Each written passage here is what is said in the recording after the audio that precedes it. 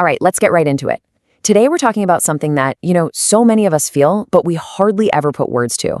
It's this deep, quiet belief that our worth is completely tied to how useful we are to other people. Just ask yourself this, honestly. Do you ever have that nagging little fear in the back of your mind that if you stopped being the problem solver, the go-to person for advice, the one who's always there, that maybe, just maybe, the people you love would stop calling?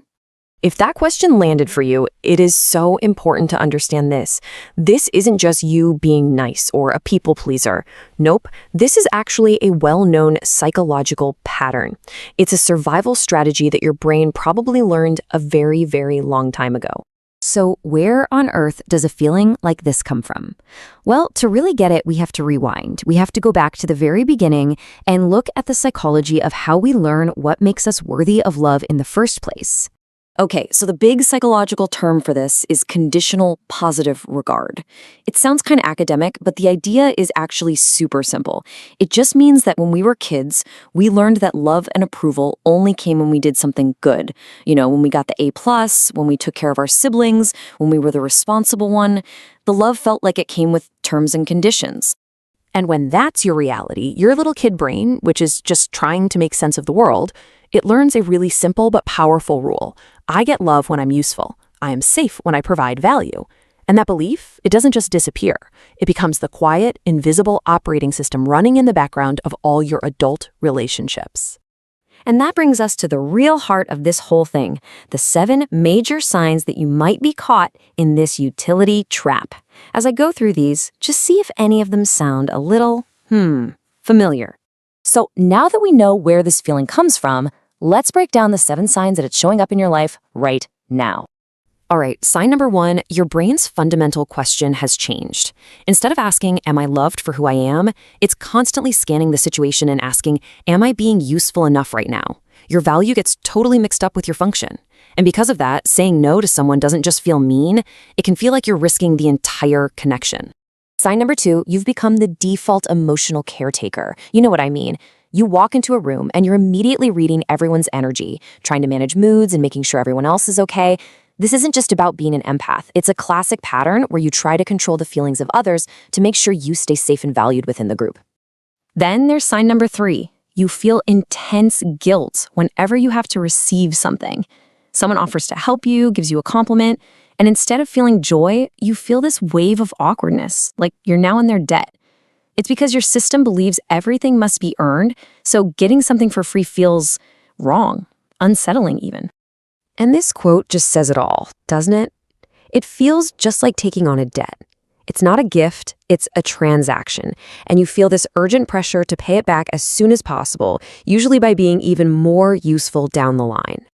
Now, sign number 4 is a big one, a deep, quiet terror of being replaced. Think about it. What happens when your best friend finds someone new to talk to about their problems, or a coworker gets praise for something you usually do? If your value is your utility, then anyone else who can do what you do feels like a direct threat.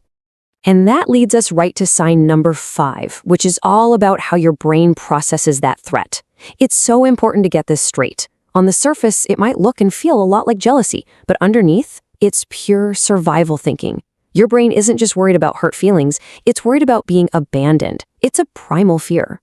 So that survival instinct kicks in, and it leads directly to sign number 6. You start to overgive as a way to make yourself irreplaceable. You pour way more time, energy, and help into your relationships than you ever get back. And it's not because you're a pushover, it's a subconscious strategy to become so essential that they could never, ever let you go. And that brings us to the final sign, number 7. You consistently, and I mean consistently, ignore your own needs. You're the one helping your friend move even though your own back hurts. You're listening to their crisis when you yourself are completely falling apart. You're pouring from a cup that has been bone dry for a long, long time, all because you learned that their needs are more important than your own. Okay, so if you've been sitting here nodding along, maybe feeling a little called out, please listen very closely.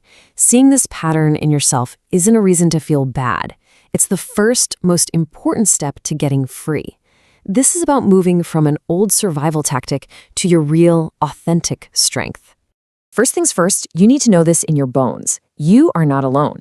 This is an incredibly common way that we humans adapt to our early environments to make sure we get the love and connection we need to survive.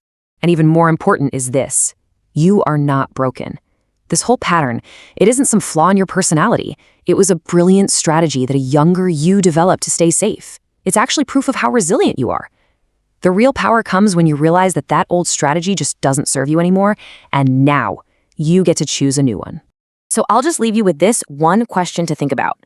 What if your worth isn't something you have to earn at all? What if you've been working so hard to prove something that was already unconditionally yours from the very beginning?